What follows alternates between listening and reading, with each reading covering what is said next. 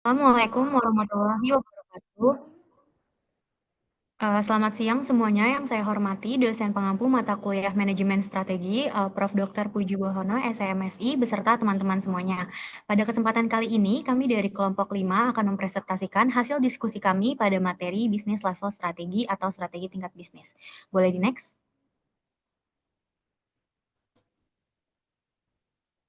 Oke, anggota kelompok 5 sendiri terdiri dari saya, Samara Salsabila, lalu ada Feza Cherunisa, ada Mutia Najwa Hamid, dan yang terakhir ada Sabrina Afifah. Boleh di next? Materi selanjutnya akan dilanjutkan oleh rekan saya.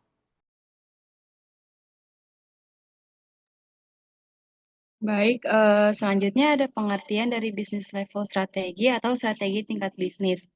Nah, bisnis level strategi ini adalah tentang siapa perusahaan memutuskan untuk melayani atau segmen pelanggan mana, apa kebutuhan dan keinginan pelanggan yang ingin dipenuhi perusahaan, dan bagaimana perusahaan memutuskan untuk memenuhi kebutuhan dan keinginan tersebut. Nah, bisnis level strategi ini berfokus pada bagaimana perusahaan dapat bersaing dengan efektif di tingkat bisnis yang melibatkan pemilihan target pasar, diferensiasi produk atau layanan, dan diferensiasi operasional. Konsep ini memperhatikan bagaimana perusahaan dapat membedakan dirinya dari pesaingnya atau mencapai posisi biaya yang lebih rendah guna menciptakan keunggulan kompetitif. Boleh di next?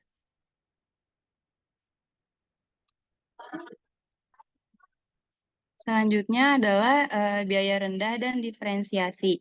Nah, dalam konteks ini terdapat dua pendekatan utama, yaitu ada biaya rendah atau low cost dan diferensiasi. Nah, biaya rendah menekankan efisiensi operasional untuk menghasilkan produk atau layanan dengan biaya produksi yang lebih rendah daripada pesaing.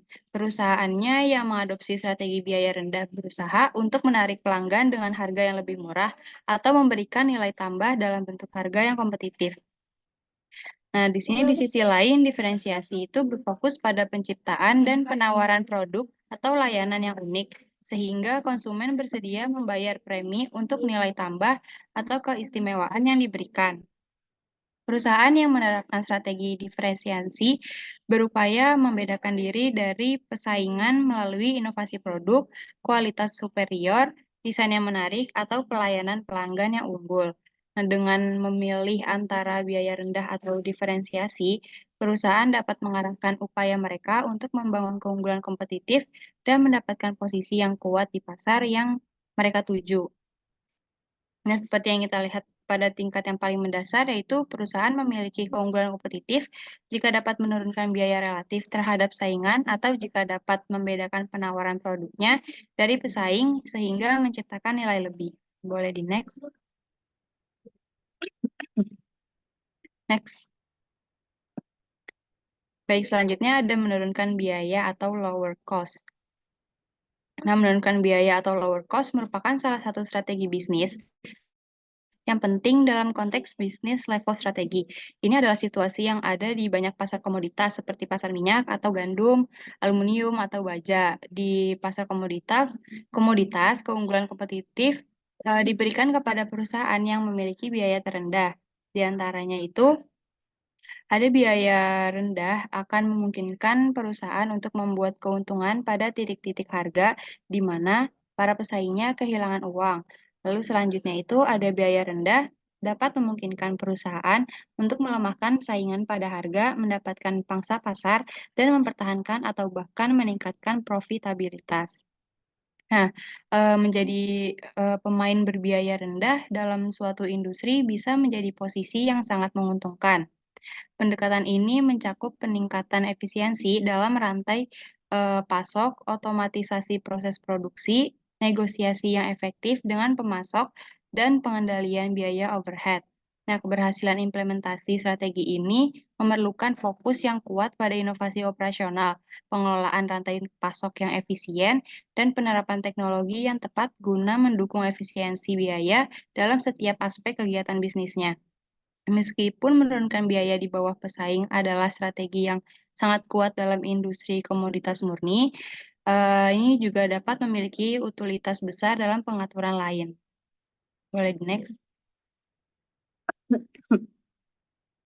Selanjutnya ada diferensiasi. Nah, diferensiasi ini adalah salah satu strategi yang digunakan oleh produsen untuk memberi nilai lebih pada produk yang dijual.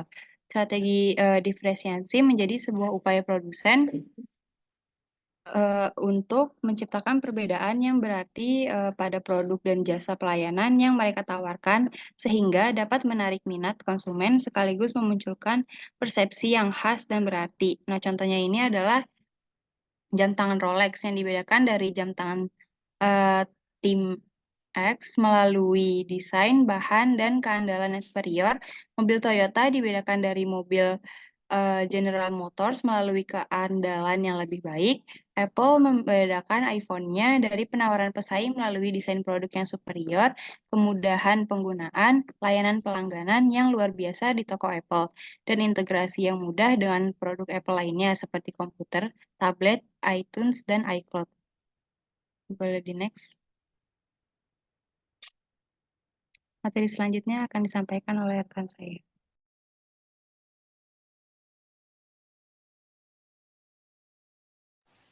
Oke, selanjutnya ada diferensiasi atau trade-off biaya rendah. Nah, batas efisiensi ini menunjukkan semua posisi yang berbeda yang dapat diadopsi perusahaan sehubungan dengan diferensiasi dan biaya rendah, dengan asumsi bahwa fungsi internal dan pengaturan organisasinya dapat dikonfigurasi secara efisien untuk mendukung posisi tertentu. Pengembalian yang semakin berkurang menyatakan bahwa ketika suatu perusahaan sudah memiliki diferensiasi yang signifikan yang dibangun ke dalam penawaran produknya, meningkatkan diferensiasi dengan jumlah yang relatif kecil memerlukan biaya tambahan yang signifikan. Kebalikannya juga berlaku apabila ketika sebuah perusahaan sudah memiliki struktur biaya rendah, ia juga harus melepaskan banyak diferensiasi dalam penawaran produknya untuk mendapatkan pengurangan biaya tambahan. Nah, Eee, poin penting di sini adalah bahwa, sering ada beberapa posisi pada kontinum diferensiasi atau biaya rendah yang layak dalam arti bahwa mereka, ini memiliki, permintaan yang cukup untuk mendukung penawaran. Nah, tugas bagi manajer dalam hal ini adalah untuk mengidentifikasi posisi dalam industri yang layak dan kemudian, mengkonfigurasi fungsi dan pengaturan organisasi perusahaan tersebut, sehingga mereka dapat dijalankan secara seefisiensi mungkin dan seefektif mungkin serta memungkinkan perusahaan untuk mencapai batasannya. Nah, oleh karena itu, untuk berhasil menerapkan strategi tingkat bisnis dan mencapai batas efisiensi, perusahaan harus mengejar strategi dan tingkat fungsional yang tepat dan harus teratur. Boleh di next? Nah, yang kedua ini adalah inovasi nilai atau diferensiasi lebih besar dengan biaya lebih rendah. Nah, istilah inovasi nilai untuk menggambarkan apa yang terjadi ketika inovasi mendorong keluar batas efisiensi dalam suatu industri, memungkinkan nilai yang lebih besar ditawarkan melalui diferensiasi superior dengan biaya yang lebih rendah daripada yang diperkirakan sebelumnya. Nah, ketika sebuah perusahaan mampu merintis inovasi proses yang mengarah pada inovasi nilai, itu secara efektif dapat mengubah permainan dalam suatu industri dan mungkin dapat menggelingi para pesaingnya untuk jangka waktu yang lama. Dengan kekuatan internet dan mengkoordinasikan rantai pasokan global secara efektif, itu bisa mendorong batas efisiensi dan memungkinkan perusahaan untuk lebih membedakan penawaran produknya pada tingkat biaya yang tidak dapat ditandingi oleh para pesaingnya. Boleh di next. Nah, selanjutnya di sini ada segmentasi pasar. Jadi segmentasi pasar itu adalah proses membagi pasar menjadi kelompok pelanggan yang memiliki kebutuhan, keinginan, dan juga karakteristik permintaan yang serupa dan bersifat homogen. Nah, contohnya ini seperti sepatu Nike menggunakan segmentasi pasar untuk sepatu atletik berdasarkan olahraga seperti lari, bola basket, lalu ada sepak bola, dan jenis kelaminnya itu seperti pria dan wanita. Nah, karena mereka percaya nih bahwa dengan segmentasi pasar ini, setiap olahraga itu memiliki kebutuhan yang berbeda, dari sepatu dan bahwa preferensi gaya, yang dimiliki oleh pria dan wanita itu juga berbeda. Sehingga segmentasi pasar akan memungkinkan perusahaan untuk menyesuaikan pendekatannya dan, menawarkan produk yang sesuai dengan kebutuhan dan preferensi spesifik dari masing-masing pelanggannya. Boleh di next. Nah, selanjutnya di sini ada 3 pendekatan dalam segmentasi pasar, eee ini ada 3 pendekatan dasar untuk segmentasi pasar yang, biasanya diadopsi oleh perusahaan. Yang pertama itu adalah tidak menyesuaikan penawaran yang berbeda untuk segmen yang berbeda dan, sebagai gantinya memproduksi, dan menjual produk standar yang ditargetkan, pada pelanggan rata-rata di pasar itu. Nah, yang kedua itu adalah mengidentifikasi perbedaan antara segmen dan menawarkan produk yang berbeda untuk setiap segmennya. Nah, yang ketiga, yang terakhir adalah memilih satu atau beberapa segmen pasar dan berusaha menjadi yang terbaik dalam melayani segmen tersebut. Maka dari itu, ketika perusahaan memutuskan untuk melayani banyak segmen, atau bahkan seluruh pasar hingga menghasilkan penawaran yang berbeda untuk segmen yang berbeda, maka dapat dikatakan bahwa perusahaan tersebut telah mengejar strategi segmentasi. Lalu sebaliknya, jika perusahaan itu memutuskan untuk melayani sejumlah segmen atau bahkan hanya satu segmen saja, maka perusahaan hanya mengejar strategi fokus. Oke, untuk materi selanjutnya akan dilanjutkan oleh rekan saya.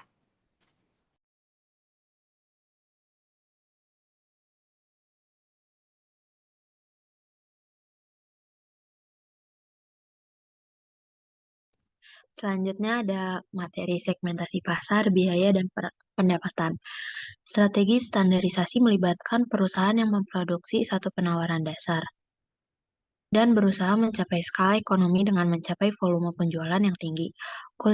Kustomisasi dapat menaikkan biaya karena dua alasan. Pertama itu, perusahaan dapat menjual lebih sedikit dari setiap penawaran, sehingga lebih sulit untuk mencapai skala ekonomi. Lalu yang kedua, produk yang ditargetkan pada segmen di ujung pasar berpenghasilan tinggi mungkin memerlukan lebih banyak fungsi dan fitur yang dapat meningkatkan biaya produksi dan pengiriman. Di sisi lain, penting untuk tidak melupakan fakta bahwa kemajuan teknologi produksi ini dan khususnya teknik produksi ramping telah memungkinkan penyesuaian massal, yaitu produksi lebih banyak variasi produk tanpa penalti biaya yang besar. Selain itu, dengan merancang produk yang berbagi komponen umum, beberapa perusahaan manufaktur mampu mencapai skala ekonomi yang substansial dalam produksi komponen, sambil tetap memproduksi berbagai produk akhir yang ditujukan untuk segmen yang berbeda. Sejauh kustomisasi massal dan pembagian komponen dimungkinkan, penalti biaya yang ditanggung oleh perusahaan yang mengejar strategi segmentasi mungkin terbatas.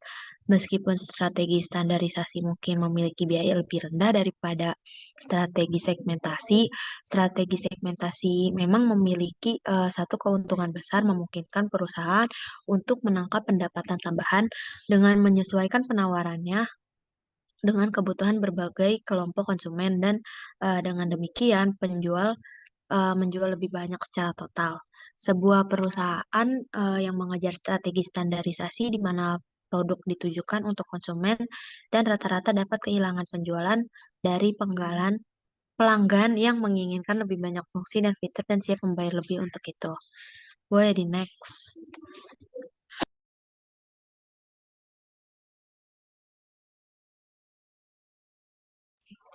Lalu selanjutnya tuh ada pilihan strategi tingkat bisnis. Perusahaan memilih yang baik, misalkan profitabilitas rata-rata. Ada 3 pilihan strategi generik yang umum digunakan: strategi standar atau segmentasi dan fokus. Yang pertama itu ada strategi standar atau segmentasi. Perusahaan dapat menargetkan pasar yang luas dengan menawarkan produk yang sama kepada konsumen rata-rata standar atau mengidentifikasi segmen yang berbeda dan menyesuaikan penawaran produk sesuai kebutuhan segmen tersebut. Contohnya itu Walmart menerapkan strategi biaya rendah yang luas, sementara Toyota dan Coca-Cola menggunakan strategi diferensiasi yang luas. Yang kedua itu ada strategi fokus. Perusahaan mengejar segmen pasar yang terbatas atau hanya satu dan berusaha menjadi yang terbaik dalam melayani segmen tersebut. Ini bisa dilakukan dengan menjadi pemain berbiaya rendah di segmen itu, seperti yang dilakukan Costco, atau dengan menawarkan penawaran produk yang disesuaikan dengan kebutuhan segmen tertentu, seperti yang dilakukan Nordstrom. Nah, strategi yang dipilih harus sesuai dengan logika yang jelas, penawaran produk yang sesuai, dan koordinasi kegiatan perusahaan dengan strategi tersebut. Penting juga untuk menyadari bahwa tidak ada satu cara terbaik untuk bersaing. Namun perusahaan harus memilih dengan jelas antara berbagai opsi strategi yang tersedia. Hal ini karena mencoba melakukan keduanya pada saat yang mungkin tidak berhasil. Boleh di next.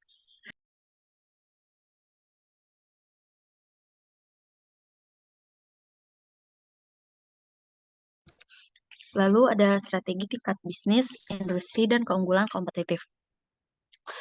Strategi tingkat bisnis yang tepat dapat memberikan keunggulan kompetitif kepada perusahaan atas pesaingnya. Sebagai contoh, perusahaan berbiaya rendah dapat membangun penghalang masuk ke pasar dengan menghasilkan keuntungan pada titik harga yang tidak dapat ditandingi oleh pesaingnya. Contohnya ini Amazon adalah contoh yang baik, dengan struktur biaya rendahnya yang menjadikan sulit bagi pesaing untuk bersaing dengan harganya. Selain itu, posisi biaya rendah melindungi perusahaan dari pengaruh barang atau jasa pengganti, memungkinkan untuk menyerap kenaikan biaya dan tetap menghasilkan keuntungan. Perusahaan berbiaya rendah juga dapat menggunakan strategi perang harga untuk meningkatkan volume penjualan dan mengusir pesaing yang lebih lemah dari industri, seperti yang dilakukan Dell pada awal 2000-an. Dengan demikian, strategi tingkat bisnis yang baik menguntungkan perusahaan dalam menghadapi ancaman dan persaingan di industri. Boleh di next. Selanjutnya ada implementasi strategi tingkat bisnis. Perusahaan menjadi keunggulan kompetitif, penerapan strategi harus dilakukan dengan teliti. Ini menunjukkan bahwa langkah-langkah yang diambil pada level fungsional perusahaan harus sejalan dengan strategi bisnis, sebagaimana halnya dengan struktur organisasi perusahaan, keselarasan atau konsistensi antara strategi bisnis, strategi fungsional, dan struktur organisasi perusahaan menjadi hal yang krusial. Selain itu, beberapa observasi dasar tentang strategi fungsional dan penataan organisasi yang dibutuhkan untuk menerapkan strategi bisnis dengan biaya rendah dan diferensiasi. Materi selanjutnya akan dibahas oleh rekan saya. Baik, selanjutnya ini terdapat sebuah gambar yang dimana gambar ini tuh menggambarkan terkait hubungan antara strategi fungsional, strategi tingkat bisnis, dan pengaturan organisasi dalam menerapkan strategi perusahaan. Yang pertama ini ada strategi fungsional atau functional strategi. Jadi ini tuh adalah strategi yang berkaitan dengan tindakan yang diambil di berbagai departemen atau fungsi dalam perusahaan seperti pemasaran, produksi, keuangan, dan sumber daya manusia. Strategi fungsional bertujuan untuk mendukung pencapaian tujuan strategis perusahaan secara keseluruhan. Contoh strategi fungsional ini tuh termasuk dalam strategi pemasaran untuk memperluas pangsa pasar atau strategi operasi untuk meningkatkan efisiensi produksi. Yang kedua ini ada strategi tingkat bisnis atau business level strategy, di mana hal ini tuh adalah strategi yang berkaitan dengan cara perusahaan bersaing di pasar yang dipilihnya. Strategi tingkat bisnis menentukan cara perusahaan akan mencapai keunggulan kompetitif dalam pasar tertentu. Contoh strategi tingkat bisnis termasuk strategi diferensiasi, di mana perusahaan menawarkan produk atau layanan yang unik untuk membedakan dirinya dan pesaing, atau strategi bisnis biaya rendah. Dan di mana suatu perusahaan ini berfokus pada pengendalian biaya untuk menawarkan harga yang lebih rendah kepada pelanggan. Yang ketiga ini ada pengaturan organisasi atau organizational arrangements, di mana ini merujuk pada struktur dan pengaturan internal perusahaan yang mendukung implementasi strategi. Pengaturan organisasi mencakup aspek seperti hierarki manajemen, alur komunikasi, sistem penghargaan, dan budaya perusahaan. Pengaturan organisasi harus mendukung strategi fungsional dan strategi tingkat bisnis agar implementasi strategi perusahaan berjalan lancar. Jadi, gambar tersebut menggambarkan bahwa strategi perusahaan diimplementasikan melalui strategi fungsional dan pengaturan organisasi. Strategi fungsional mendukung pencapaian tujuan bisnis dengan cara memastikan bahwa setiap fungsi dalam perusahaan berkontribusi sesuai dengan strategi yang ditetapkan.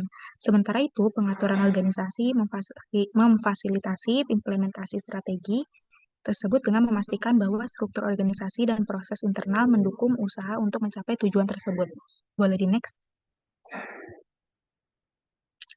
Baik, selanjutnya ini biaya melalui strategi fungsional dan organisasi. Jadi bagaimana sih suatu perusahaan dapat mencapai posisi berbiaya rendah? Jadi biasanya cara perusahaan untuk mencapai posisi biaya rendah itu adalah dengan fokus utama pada pengembangan strategi fungsional yang menghasilkan efisiensi yang luar biasa dan produk yang handal secara konsisten. Nah, di sini tuh berikut terdapat langkah-langkah yang bisa digunakan oleh suatu perusahaan dalam menurunkan biaya melalui strategi fungsional dan organisasi. Yang pertama ini mencapai skala ekonomi dan efek pembelajaran. meningkatkan volume produksi, perusahaan dapat memanfaatkan skala ekonomi untuk menurunkan biaya produksi per unit. Jadi efek pembelajaran juga dapat dicapai dengan pengalaman produksi yang bertambah, yang menghasilkan efisiensi dan peningkatan dalam proses produksi.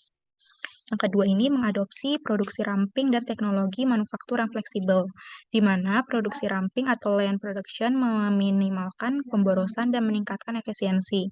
Sedangkan teknologi manufaktur yang fleksibel memungkinkan adaptasi yang lebih cepat terhadap perubahan permintaan pasar tanpa mengorbankan kualitas. Yang ketiga, ada menerapkan metodologi peningkatan kualitas. Jadi dengan memastikan produk atau layanan yang memiliki kualitas yang tinggi, perusahaan dapat mengurangi biaya yang terkait dengan penanganan produk yang cacat atau pembuangan produk yang tidak memenuhi standar kualitas. Yang keempat ini ada merampingkan proses untuk mengambil langkah-langkah yang tidak perlu. Jadi, dengan mengidentifikasi dan menghapus langkah-langkah yang tidak perlu dalam proses produksi atau operasional perusahaan dapat mengurangi pemborosan waktu dan sumber daya. Boleh di next. Baik, ini selanjutnya yang kelima ini ada menggunakan sistem informasi untuk mengotomatisasi proses bisnis. Jadi otomatisasi proses bisnis ini melalui sistem informasi membantu meningkatkan efisiensi, mengurangi kesalahan manusia, dan menghemat waktu dan biaya administratif. Yang keenam ada menerapkan sistem kontrol inventaris just in time. Jadi dengan mengadopsi sistem kontrol inventaris just in time, perusahaan dapat mengurangi biaya penyimpanan dan manajemen inventaris, serta menghindari kelebihan persediaan yang tidak perlu. Yang ketujuh ini merancang produk sehingga dapat diproduksi dan disampaikan dengan bisnis selambat mungkin. Jadi dengan merancang produk dengan mempertimbangkan biaya produksi dan pengiriman, perusahaan dapat mengoptimalkan proses produksi dan logistik untuk mengurangi biaya keseluruhan. Yang kedelapan, mengambil langkah-langkah untuk meningkatkan referensi pelanggan dan mengurangi churn pelanggan. Jadi di mana mempertahankan pelanggan yang ada lebih murah daripada menarik pelanggan baru. Jadi dengan mengurangi churn pelanggan dan meningkatkan retensi pelanggan, perusahaan ini dapat menghemat biaya pemasaran dan penjualan terkait dengan menarik pelanggan baru. Yang terakhir ada pengaturan organisasi yang mendukung perilaku dan tindak karyawan yang mengarah pada peningkatan produktivitas dan efisiensi. Jadi jenis pengaturan organisasi yang disukai termasuk struktur organisasi yang datar dengan sedikit tingkatan dalam hierarki manajemen, garis akuntabilitas dan kontrol yang jelas, serta sistem pengukuran dan pengendalian yang berfokus pada produktivitas dan pengendalian biaya. Jadi di mana sistem insentif yang mendorong karyawan untuk bekerja secara produktif dan memberdayakan mereka untuk mengusulkan dan mengejar inisiatif meningkatkan produktivitas yang diperlukan. Nah, di sini terdapat contoh perusahaan yang beroperasi dengan menggunakan pengaturan organisasi. Contoh ini ada Amazon dan Walmart. Jadi hal ini menunjukkan bahwa struktur organisasi perusahaan tersebut telah sesuai dengan nilai-nilai yang telah disebutkan dapat membantu proses mencapai tujuan mereka untuk menurunkan biaya dan meningkatkan efisiensi. Boleh di next. Oke, selanjutnya ini ada diferensiasi melalui strategi dan organisasi tingkat fungsional. Jadi untuk mencapai diferensiasi dalam pasar, perusahaan harus mengejar tindakan yang sesuai di tingkat fungsional dan harus mengatur dirinya sendiri dengan tepat. Nah, hal ini sejalan dengan prinsip bahwa diferensiasi juga dapat dicapai melalui strategi dan organisasi tingkat fungsional. Jadi penting bagi perusahaan untuk mengejar strategi fungsional yang memungkinkan mereka untuk mencapai keunggulan dalam hal kualitas produk. Nah, jadi keandalan, inovasi, dan responsif terhadap pelanggan ini tuh mencerminkan pembahasan yang sebelumnya tentang bagaimana kualitas unggul inovasi dan kepuasan pelanggan merupakan elemen kunci dalam menciptakan diferensiasi dan keunggulan kompetitif.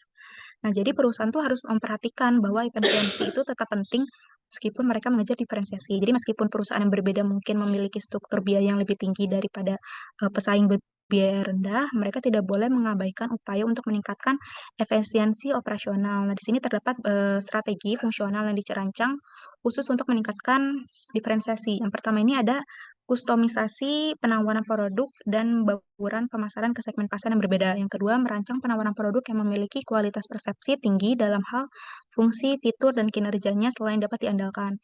Yang ketiga ini ada fungsi layanan pelanggan yang dikembangkan dengan baik untuk menangani dan menanggapi pertanyaan dan masalah pelanggan dengan cepat.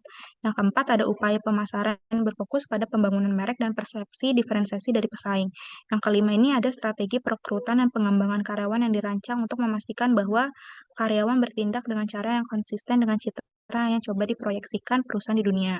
Dalam upaya diferensiasi melalui strategi dan operasi tingkat nasional ini, contoh perusahaannya seperti Nordstrom dan Apple menunjukkan keberhasilan mereka melalui pelayanan pelanggan yang unggul dan merek yang kuat. Jadi mereka ini memperhatikan perekrutan dan pelatihan karyawan untuk memastikan kesesuaian dengan nilai-nilai suatu perusahaan dalam interaksi dengan pelanggan. Jadi Apple misalnya dengan Bar Genius-nya menawarkan bantuan langsung kepada pelanggan. Nah, jadi penting untuk memastikan bahwa sistem kontrol intensif dan budaya perusahaan selaras dengan strategi yang juga disoroti seperti yang dilakukan oleh Nordstrom dengan melayangkan layanan pelanggan dalam budaya perusahaan mereka. Boleh di next. Selanjutnya ini ada bersaing secara berbeda. Jadi, suatu perusahaan itu terkadang dapat mengubah dinamika industri mereka secara mendasar dengan menawarkan nilai tambah melalui diferensiasi dengan biaya lebih rendah daripada pesaing mereka. Jadi, mereka ini merujuk pada konsep inovasi nilai yang dimana pertama kali ini diperkenalkan oleh Chan Kim dan Rene Maubourg dalam buku yang berjudul Blue Ocean Strategy. Jadi Kim dan Maubourg ini menyatakan bahwa banyak sekali perusahaan yang sukses telah menciptakan keunggulan kompetitif dengan mendefinisikan kembali suatu penawaran produk mereka melalui inovasi nilai yang pada dasarnya menciptakan ruang pasar yang baru. Mereka menggambarkan bahwa proses berpikir di balik inovasi nilai ini sebagian pencarian seperti samudera biru, di mana istilah tersebut mereka gunakan untuk menunjuk pada ruang pasar yang luas dan terbuka di mana perusahaan dapat menentukan jalannya sendiri tanpa bersaing secara langsung dengan pesaing yang ada. Dengan demikian, hal ini menyoroti pentingnya inovasi nilai sebagai cara bagi perusahaan untuk mencapai keunggulan kompetitif dan memetakan strategi mereka sendiri dalam menciptakan ruang pasar yang unik. Nah, jadi kerangka kerja inovasi nilai ini tuh memandu manajemen untuk berpikir secara berbeda dari pesaing dalam menciptakan penawaran produk atau jasa serta posisi strategis yang unik.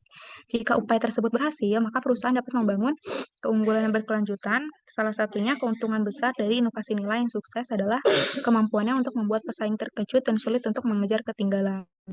Sebagai contohnya nih, ada pada saat perusahaan Dell Komputer mulai menjual secara langsung melalui internet. Jadi saingan-saingan ini menghadapi kesulitan dalam menanggapi perubahan tersebut. Hal ini disebabkan oleh perbedaan model bisnis yang telah diadopsi oleh para pesaing, yang dimana mereka lebih fokus pada penjualan melalui saluran retail fisik. Saingan dari perusahaan Dell tidak dapat dengan mudah beralih ke model bisnis seperti Dell tanpa mengorbankan saluran distribusi yang telah ada. Jadi karena hal tersebut dapat menyebabkan penurunan penjualan mereka. Jadi dengan demikian, ketika Dell ini mengubah model bisnisnya, para pesaingnya mengalami kesulitan dalam menyesuaikan diri karena terkunci oleh investasi yang telah mereka lakukan dalam saluran distribusi yang lebih tradisional. Jadi oleh karena itu, inovasi nilai ini yang merupakan pembaruan atau perbaikan atau membuat produk atau layanan lebih menarik bagi pelanggan, dapat memberikan keuntungan yang berkelanjutan bagi perusahaan yang menerapkannya.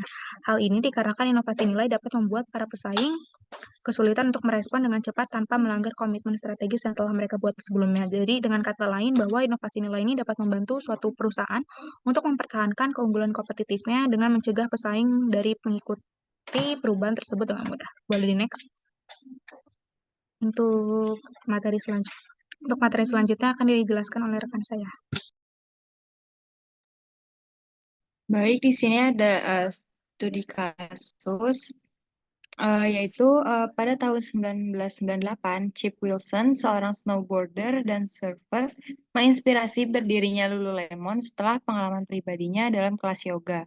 Dengan fokus pada kain atletik teknis, Wilson ingin menciptakan pakaian berkualitas tinggi yang dirancang untuk yoga dan kegiatan olahraga terkait. Melalui toko-toko yang dibuka di Kanada sejak tahun 2000, Lululemon berhasil menerapkan strategi kelangkaan dengan sukses, yaitu menyimpan persediaan barang terbatas, warna batu, dan item musiman menjadikannya salah satu pengecer teratas di dunia. Meskipun menghadapi kontroversi dan tantangan, termasuk isu produk pada tahun 2013, perusahaan terus berkembang dengan kehadiran eksekutif seperti Christine Day yang fokus pada strategi produk, perekrutan karyawan yang bersemangat tentang kebugaran, dan pendekatan unik terhadap pengalaman pelanggan. Meski demikian, beberapa kesalahan strategi seperti tas jinjing, kontroversial, dan isu celana yoga tembus pandang menandai perjalanan perusahaan ini. Meskipun begitu, optimisme terpancar dari keyakinan bahwa Lululemon mampu mengatasi tantangan dan melanjutkan pertumbuhannya di masa depan. Nah, dari studi kasus tersebut, pertanyaannya itu adalah bagaimana Lululemon berhasil menerapkan strategi kelangkaan dan bagaimana strategi ini berkontribusi pada kesuksesan perusahaan. Lalu bagaimana Lululemon mengatasi kontroversi dan tantangan khususnya terkait dengan isu produk seperti celana yoga tembus pandang pada tahun 2013. Nah, untuk perwakilan kelompok yang mau menjawab, boleh raise hand ya. Kita kasih 5 menit dulu.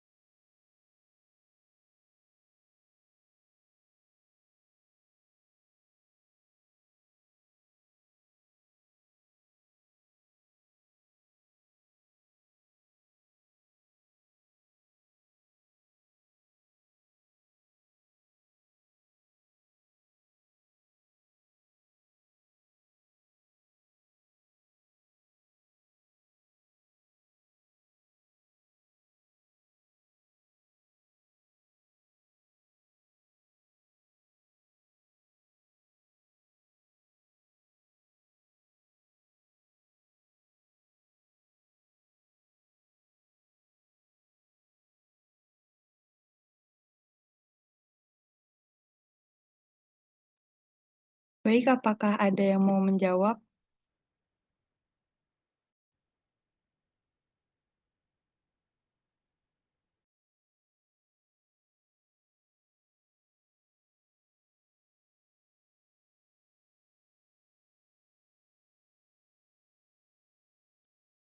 Kalau nggak ada yang mau menjawab, kelompok kami akan memberikan pendapat tentang studi kasus tersebut. Nah, kan jadi dari studi kasus tersebut bagaimana Lululemon berhasil menerapkan strategi kelangkaan dan bagaimana strategi ini berkontribusi pada kesuksesan perusahaan. Lalu, bagaimana Lululemon mengatasi kontroversi dan tantangan khususnya terkait dengan isu produk seperti celana yoga tembus pandang pada tahun 2013. Nah, jadi jawabannya itu Lululemon berhasil menerapkan strategi kelangkaan dengan cara membatasi pasokan produk mereka secara sengaja, baik melalui ketersediaan stok di toko fisik maupun online. Nah, mereka juga menggunakan strategi dengan meluncurkan koleksi produk yang terbatas dan edisi terbatas untuk menciptakan permintaan yang tinggi. Nah, strateginya itu adalah seperti membangun eksklusivitas, meningkatkan permintaan, mempertahankan harga tinggi, dan juga meningkatkan citra merek. Lalu, untuk mengatasi kontroversi terkait celana yoga tembus pandang pada tahun 2013, Lululemon dengan cepat mengambil langkah-langkah tegas, yaitu mereka mengakui masalah, menarik semua produk yang terkena dampak dari peredaran, dan memberikan penjelasan terbuka kepada pelanggan. Lululemon juga melakukan evaluasi mendalam pada rantai pasokan dan proses produksinya, membuat perubahan signifikan dalam kontrol kualitas, dan meningkatkan layanan pelanggan dengan menawarkan pengembalian uang atau penggantian produk kepada pelanggan yang terkena dampak. Nah, langkah ini mencerminkan komitmen perusahaan untuk menyelesaikan masalah, memperbaiki proses, dan membangun kembali kepercayaan pelanggan. Reading next.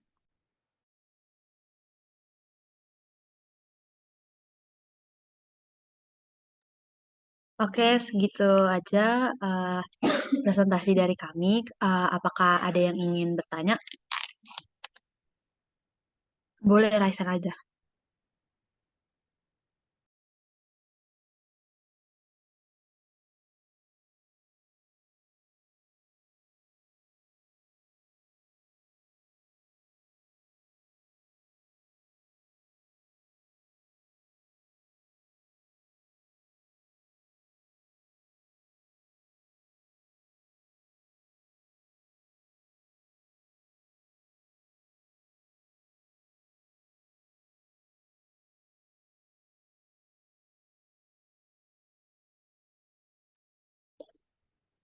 Boleh, Andes. Saya Andes Andara dari kelompok 3 izin bertanya, apa peran inovasi dalam strategi tingkat bisnis dan bagaimana perusahaan dapat memanfaatkan inovasi untuk mencapai keunggulan kompetitif? Terima kasih. Oke, makasih Andes. Selanjutnya saya Sil. Oke, sebelumnya terima kasih kepada kelompok 5 atas presentasinya. Saya Cecilia Azahra dari kelompok 10 izin bertanya. Kan tadi sudah dijelaskan tentang biaya rendah dan diferensiasi.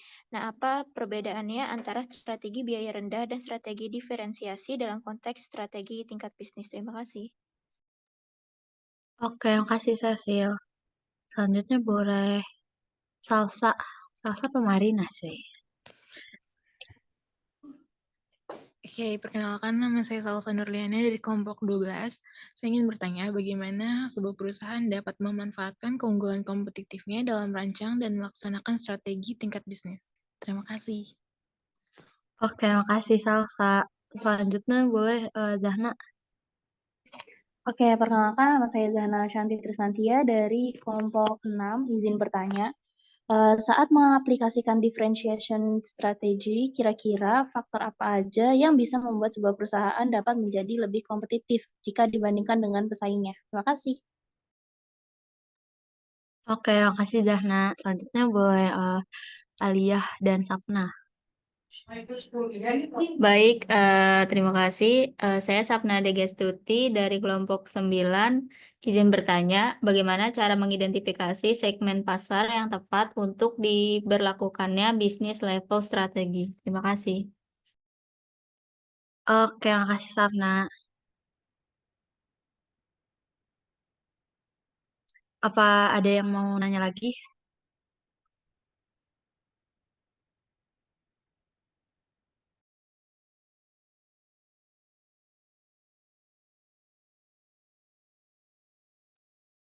Oke, kalau nggak ada lagi, kita minta waktunya buat menjawab pertanyaan kalian semua.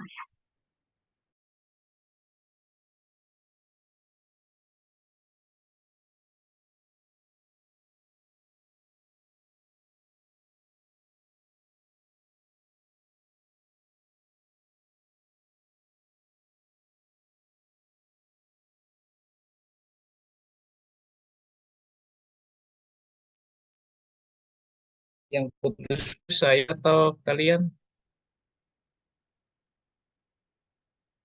Ya, halo, halo. Iya, Pak. Yang putus-putus saya apa kalian? Prof yang suaranya putus-putus, Prof. Saya ya, hilang-hilang terus nih. Oke.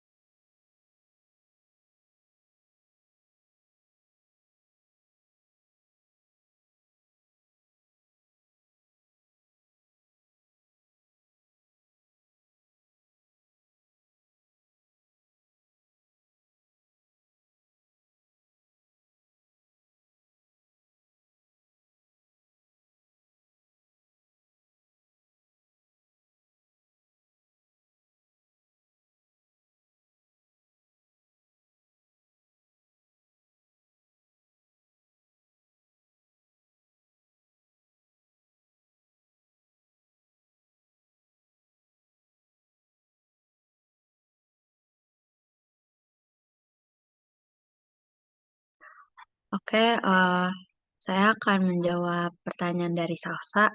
Tadi kan pertanyaannya bagaimana sebuah perusahaan dapat memanfaatkan keunggulan kompetitifnya dalam merancang dan melaksanakan strategi tingkat bisnis. Jawabannya itu, perusahaan dapat memanfaatkan keunggulan kompetitifnya itu dengan fokus pada kekuatan yang dimiliki oleh perusahaannya sendiri, seperti teknologi unggul atau biaya produksi yang rendah. Dengan membedakan produk atau layanan yang ditawarkan, perusahaan dapat menciptakan nilai tambah bagi pelanggan dan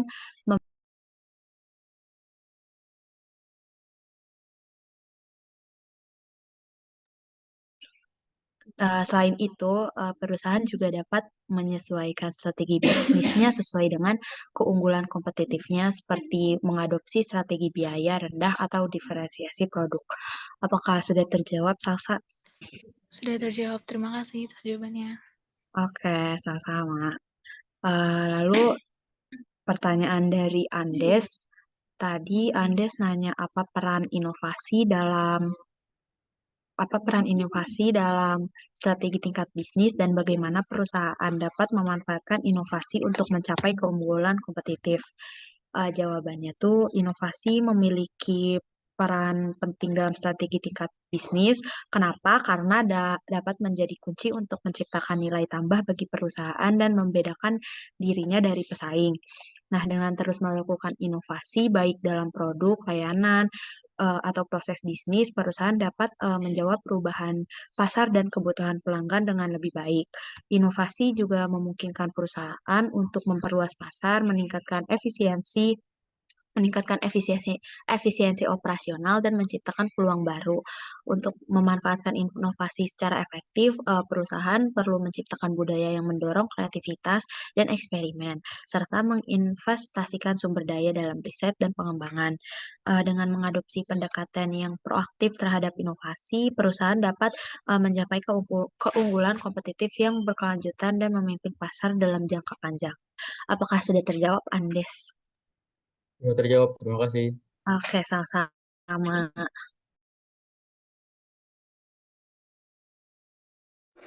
Oke, selanjutnya saya akan menjawab pertanyaan dari Zahna, kelompok 6. Pertanyaannya itu adalah, saat mengaplikasikan strategi diferensiasi, kira-kira faktor apa saja yang bisa membuat sebuah perusahaan dapat menjadi lebih kompetitif jika dibandingkan dengan pesaingnya? Yang pertama itu, perusahaan itu harus membangun dan menjaga customer relationship dengan baik, karena customer yang loyal itu cenderung tidak terlalu berpengaruh terhadap perubahan harga.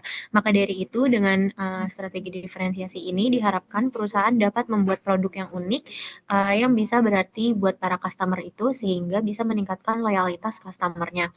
Nah, yang kedua itu berasal dari supplier atau proses manufakturnya, karena biasanya perusahaan yang menerapkan diferensiasi strategi ini menetapkan harga yang cukup premium, maka produk yang dihasilkan pun harus memiliki kualitas yang baik sehingga dapat mendorong harga jualnya. Nanti pada saat customer loyalty dan kebutuhan customer itu akan produk yang dihasilkan sudah dapat meningkat, maka akan terbentuk barriers untuk kompetitor lain.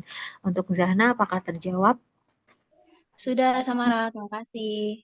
Sama-sama.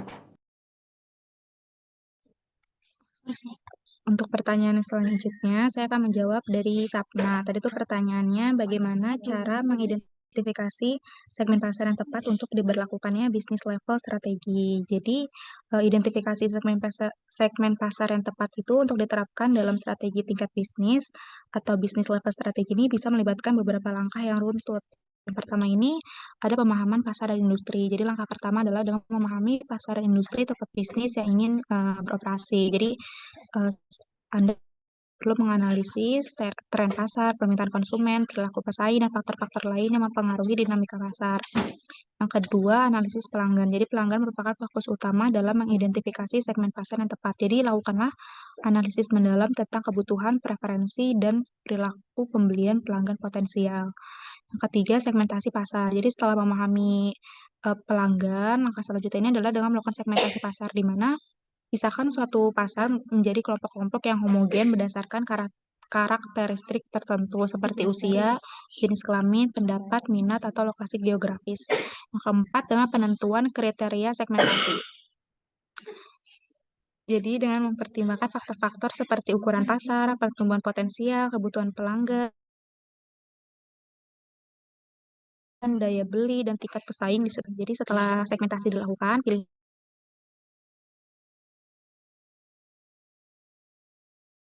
jadi evaluasi potensi profitabilitas, pertumbuhan pasar, keunggulan kompetitif, dan kesesuaian strategis dengan posisi bisnis yang diinginkan. Angka 6 ini pengembangan penawaran yang tepat. Jadi sesuaikan penawaran produk atau layanan Anda dengan kebutuhan dan preferensi segmen pasar yang dipilih. Jadi kembangkanlah suatu produk atau layanan yang menarik dan relevan bagi pelanggan dalam segmen tersebut. Yang terakhir ini pengujian atau pemantauan. Jadi segmen pasar itu harus ditargetkan. Jadi uji strategis dan terus pantau kinerjanya. Jadi dengan mengikuti langkah-langkah ini dapat mengidentifikasi segmen pasar yang tepat dalam merancang strategi bisnis yang efektif untuk memenuhi kebutuhan dan mengatasi tantangan di pasar yang diinginkan. Untuk Sapna, apakah sudah terjawab? Baik, Faiza, terima kasih. Sama-sama. Baik, selanjutnya saya akan menjawab pertanyaan dari Cecil kelompok 10. Jadi pertanyaannya itu, apa perbedaannya antara strategi biaya rendah dan strategi diferensiasi dalam konteks strategi tingkat bisnis?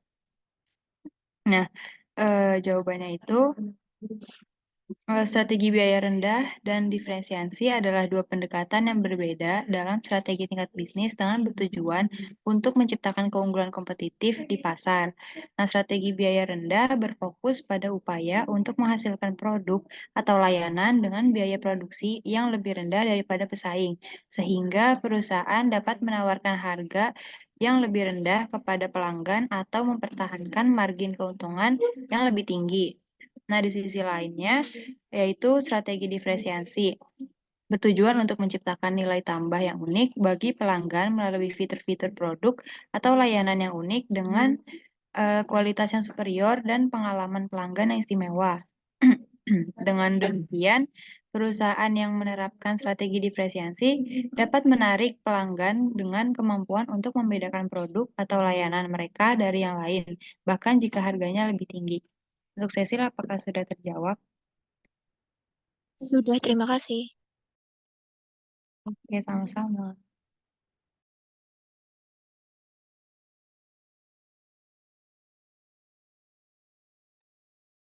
Apakah ada yang ingin bertanya lagi?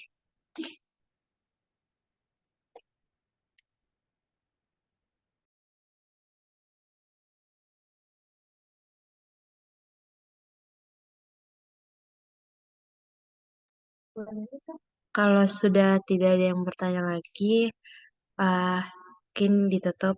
Boleh PP untuk menyampaikan kesimpulannya.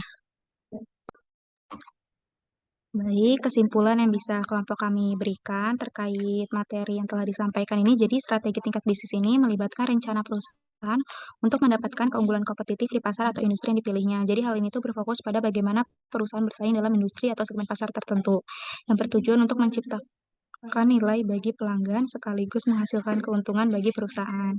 Jadi elemen kuncinya ini mencakup memahami kebutuhan pelanggan, membedakan produk atau layanan, mengelola biaya secara efektif, dan mempertahankan keunggulan kompetitif dari waktu ke waktu. Jadi pendekatan umum mencakup strategi diferensiasi, fokus, atau kepemimpinan biaya. Jadi diferensiasi menekankan kualitas produk atau layanan yang unik, sementara fokus menargetkan segmen pasar tertentu. Jadi kepemimpinan biaya ini melibatkan produksi dan penyediaan produk atau jasa dengan biaya lebih rendah dibanding pesaing.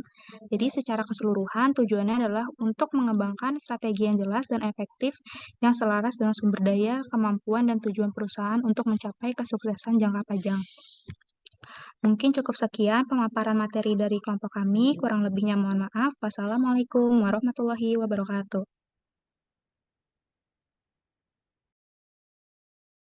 Waalaikumsalam warahmatullahi wabarakatuh.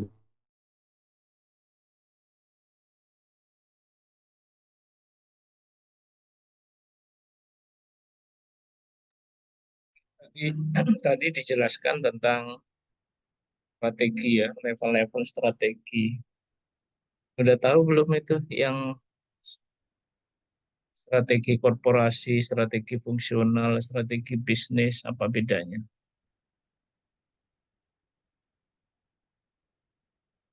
Bahkan kalau ada yang mau jawab, bahkan mungkin yang presentasi saya jelaskan.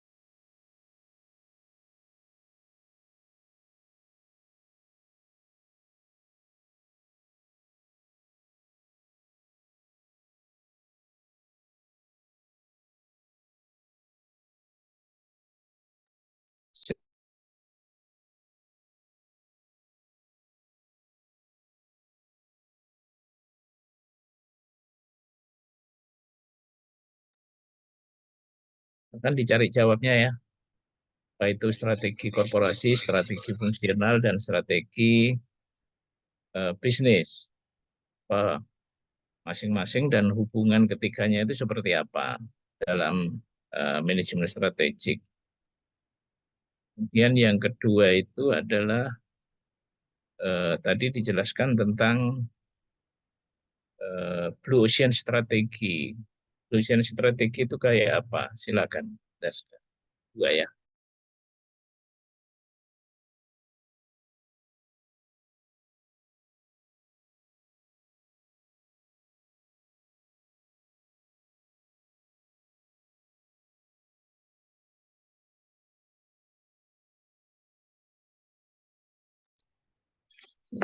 Izin menjawab ya Pak, yang kaitan antara strategi fungsional, strategi tingkat bisnis, sama pengaturan organisasi. Jadi itu hal itu tuh menggambarkan bahwa strategi perusahaan itu dapat diimplementasikan melalui strategi fungsional dan pengaturan organisasi. Jadi strategi fungsional ini mendukung suatu pencapaian tujuan bisnis dengan cara memastikan bahwa setiap fungsi dalam perusahaan berkontribusi sesuai dengan strategi yang ditetapkan.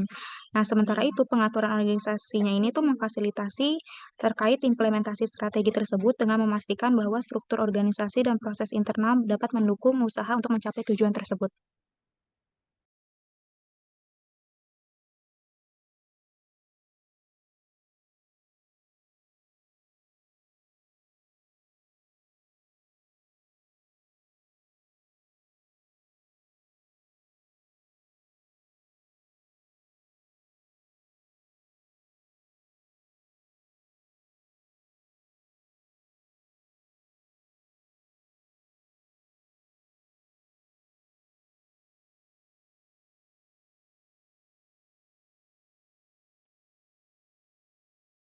Apa tadi? Kok terputus ya? Ini. Ya, Pak. Jadi kaitan antara strategi fungsional, strategi tingkat bisnis, sama pengaturan organisasi ini tuh menggambarkan bahwa strategi perusahaan itu dapat diimplementasikan melalui dengan strategi fungsional dan pengaturan organisasi. Jadi strategi fungsional ini tuh mendukung pencapaian tujuan bisnis dengan cara memastikan bahwa setiap fungsi dalam perusahaan berkontribusi sesuai dengan strategi yang ditetapkan. Nah, sementara itu, kalau pengaturan organisasi sendiri itu memfasilitasi implementasi strategi tersebut dengan memastikan bahwa struktur organisasi dan proses internal mendukung usaha untuk mencapai tujuan tersebut. Ya, ada strategi korporasi ya, strategi korporasi, kemudian strategi bisnis, ada strategi fungsional gitu ya. Ya mungkin kalian belum paham ya apa sih 3 strategi itu? Ada yang paham coba? Prof mau coba jawab? Yes. Oke, kalau untuk strategi korporasi itu merupakan kayak strategi yang berkaitan dengan rencana jangka panjang untuk mencapai tujuan perusahaan secara keseluruhan kan. Nah, itu skalanya itu melibatkan seluruh organisasi. Lalu tujuan utamanya yaitu menetapkan arah dan tujuan perusahaan secara keseluruhan juga. Terus kalau untuk strategi bisnis itu merupakan fokusnya adalah pengambilan keputusan dalam taraf divisi ataupun unit usaha kayak departemen-departemen. Jadi skalanya itu hanya berfokus pada tim atau pada tim internal yang ada di divisi-divisi tersebut. Nah, yang ketiga yaitu strategi fungsional. Strategi fungsional ini merupakan pengaturan tim internal berdasarkan fungsinya masing-masing. Kayak misalnya bagian keuangan, pemasaran, atau memproduksi. Jadi skalanya itu pada internal di bidang fungsional masing-masing juga. Lalu kaitannya dengan manajemen strategi itu eh, mungkin bisa mengintegrasikan ketiga level tersebut yang melibatkan proses perencanaan, pelaksanaan, dan pengawasan strategi bisnis, korporasi maupun fungsional agar lebih terjadi sinergi antara ketiga strategi tersebut. Jadi manajemen strategi ini bisa membantu perusahaan untuk menentukan tujuan jangka panjang dan taktik pendek untuk mencapainya serta memastikan bahwa semua level strategi saling mendukung dan sejalan dengan visi dan misi dari perusahaan tersebut. Jadi strategi korporasi, fungsional, dan bisnis itu saling terkait ya. Iya betul, Satu Bro. dengan ya, jadi eh, strategi korporasi itu biasanya diambil pada tingkat perusahaan ya, puncak. Kan kadang-kadang perusahaan ini ada terdiri dari beberapa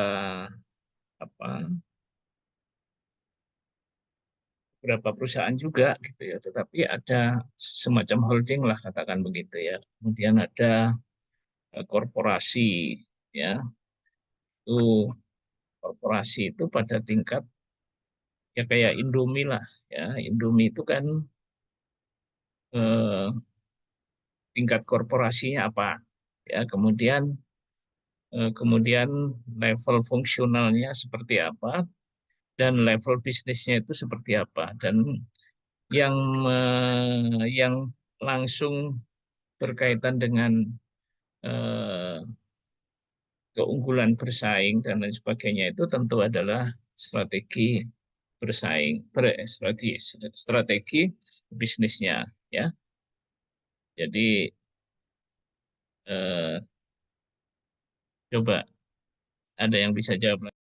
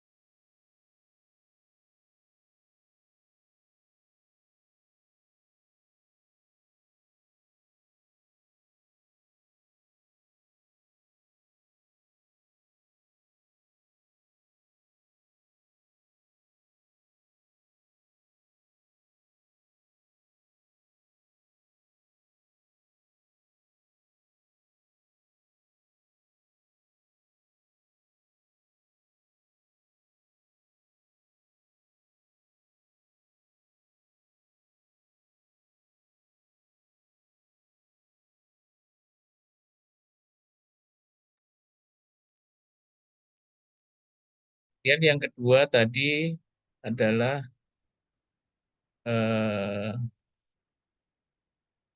ocean strategi ya, strategi Samudra Biru ya. Ini belum ada yang nanya, silakan. Mungkin dijelaskan lagi strategi Samudra Biru apa itu, atau mungkin yang lain silakan, Vinci atau yang lain silakan.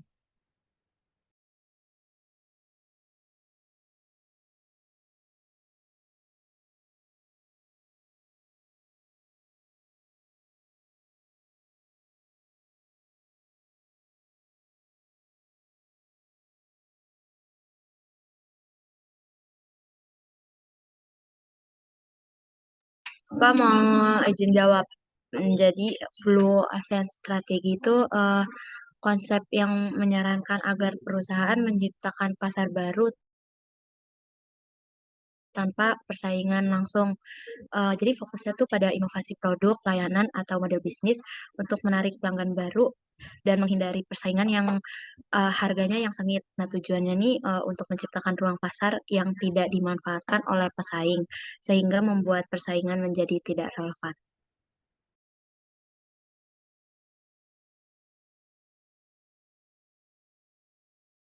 Ada yang mau nambahkan?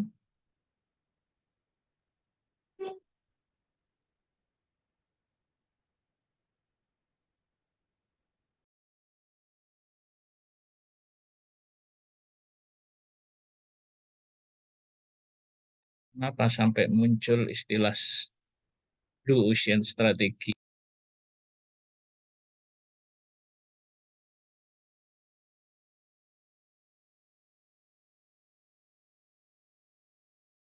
Prof, saya mau izin jawab. Jadi kenapa bisa ada penyebutan Blue Ocean Strategi? Karena dari apa yang sudah saya cari sekarang itu karena adanya istilah apa ya kontras, yaitu Samudra Merah, yang mana artinya persaingan berdarah, di mana kan kalau misalkan Blue Ocean Strategi itu perusahaan akan cenderung keluar dari pasar dan menciptakan atau membuat pasar barunya sendiri. Nah, itu untuk menghindari persaingan berdarah yang mana sudah berlangsung di pasar-pasar sebelumnya, baik dari diferensiasi produk ataupun persaingan berdarah secara harga.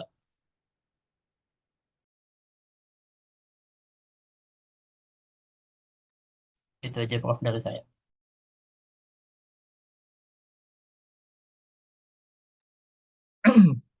Mungkin internet saya yang terputus-putus ya.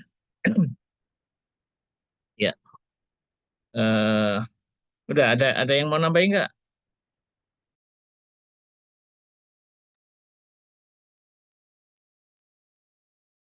Ada yang mau nambahin nggak? Cukup, Prof. Oke, jadi ya strategi Blue Ocean itu kan dari siapa itu yang nulis itu Wei Chang Kim ya, namanya Wei Chang Kim, W Chang Kim gitu, sama eh, Rene Malberg nih ya namanya. Yaitu mengatakan bahwa eh, kalau persaingan itu sudah berdarah-darah, ya sudah parah banget gitu maksudnya. Darah-darah itu udah parah gitu ya. Ya perusahaan itu disarankan untuk meninggalkan persaingan itu, tapi ya sebelum meninggalkan itu dia harus memikirkan. Jadi tadi dikatakan inovasi ya. Inovasi itu dalam rangka menciptakan eh, produk-produk baru yang unik ya, yang unik dan berbeda dari produk-produk yang ada ya, dan mungkin dari pasar yang ada gitu ya. Jadi eh, kalau kemarin pasar mobil tiba-tiba ya udah parah lah, berantem satu sama lain atau bersaing satu sama lain eh, dengan konsep mobil-mobil eh, apa yang berbahan baku dari eh, bahan bakar konvensional ya, yaitu dari bahan bakar apa itu bensin gitu ya, ya seperti itu ya. Tetapi kemudian ya karena itu sudah sangat ketat dan sudah persaingannya sudah berdarah-darah, sehingga dikatakan di situ udah red ocean gitu ya, ya udah babak belur lah gitu ya, untungnya nggak banyak gitu ya, pesaingnya banyak gitu ya, jadi rugi ya kalau kita masih bersaing di situ, rugi akhirnya ya seperti Elon Musk gitu kan mencoba mencari lautan biru ya, lautan biru atau samudra biru ya. Samudra biru itu yang apa? Samudra biru itu kan yang teduh gitu ya, belum ada pesaing, belum ada orang berenang di situ gitu ya, seperti itu. Jadi idenya itu seperti itu, belum ada orang berenang di situ, kemudian ya kita bisa menikmati sendiri tentu saja dengan cara begitu. eh, kita bisa menerapkan harga yang premium gitu. Dengan harga premium maka profitabilitasnya tinggi gitu. Anda tahu itu mobil mobil apa itu? Mobil Wuling kalau nggak salah, yang kecil itu, eh, yang listrik ya. Kan Elon Musk menciptakan mobil listrik, kemudian disaingi sama mobil-mobil dari Cina juga yang juga menerapkan mobil berbahan bakar listrik. Ada yang dijual di Indonesia itu yang kecil itu apa namanya itu? Saya nggak hafal itu. Itu kalau nggak salah Wuling juga. Nah itu berapa itu harganya? Hampir 300 juta itu. Padahal mobil kecil situ ya mungkin ya nggak worth it lah ya kalau kita ngomong tentang otomotif gitu ya.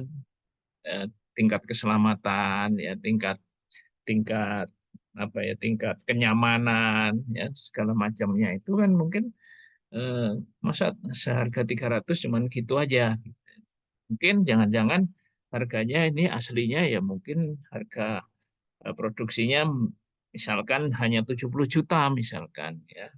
Tapi karena berada di Samudra Biru belum ada orang yang jualan seperti itu, ya mereka eh, atau disebut Samudra Biru tadi ya, karena belum ada pesaing, ya mereka bisa jual dengan harga yang mahal. Ya, dengan begitu maka profitabilitas mereka akan meningkat. Ya, seperti itu.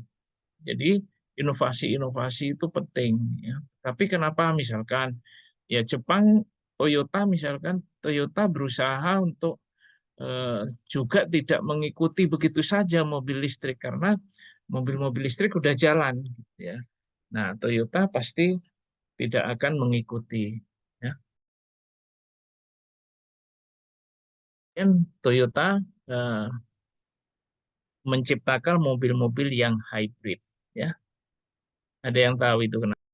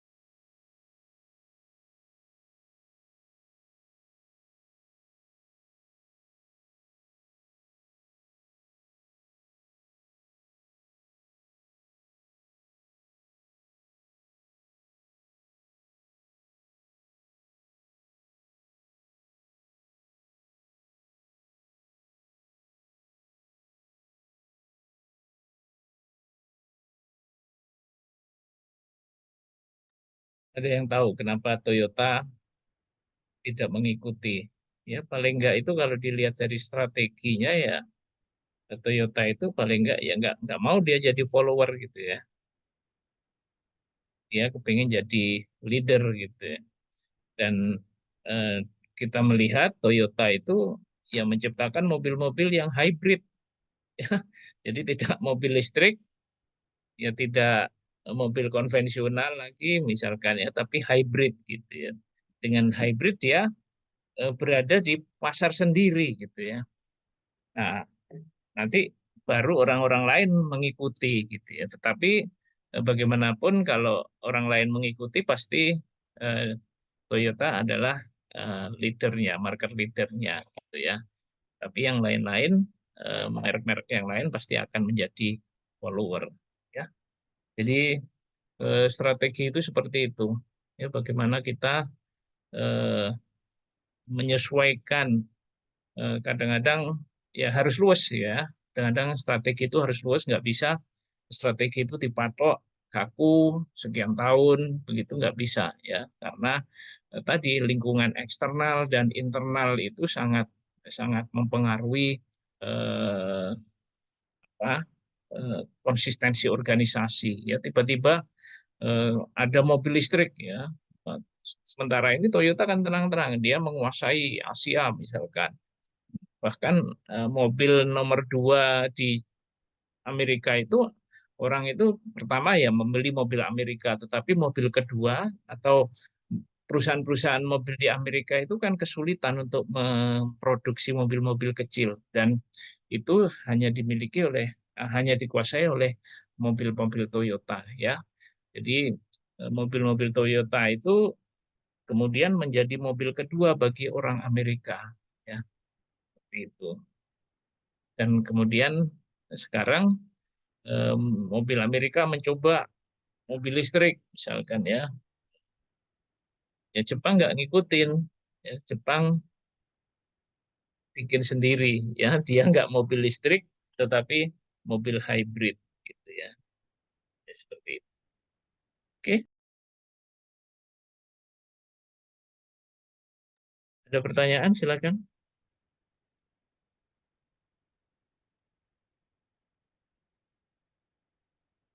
Pertanyaan?